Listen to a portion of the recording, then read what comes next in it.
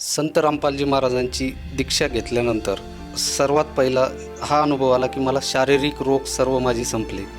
त्यानंतर मला मोक्षाचा मार्ग मिळाला. संत रामपालजी महाराजांच्या ज्या दिवशी मला ती पुस्तक मिळाली त्या डॉक्टरांकडे मी नाम घेतल्यानंतर 15 दिवसांनी गेलो. डॉक्टरांनी परत माझं ब्लड घेतलं, माझं चेकअप केलं आणि मला 1 घंटा बसवलं तिथं ब्लड रिपोर्ट येईपर्यंत. ब्लड रिपोर्ट आल्यानंतर डॉक्टरांना आश्चर्य झालं. त्यांनी मला कॅबिनमध्ये बोलवलं. म्हणे आपण 8 दिवसामध्ये असं काय खाल्लं आहे की आपलं 4 पॉईंटवरून 12 पॉईंटवर रक्त गेलं. मग म्हटलं मी गुरु केले. ते म्हणे कोण गुरु केले तुम्ही? म्हटलं मी संत रामपालजी महाराजांची दीक्षा घेऊन त्यांच्या सांगितलेल्या भक्ती मार्गामध्ये भक्ती करतो आहे. ते म्हणे मग मला त्यांचं पुस्तक वगैरे काही आहे का?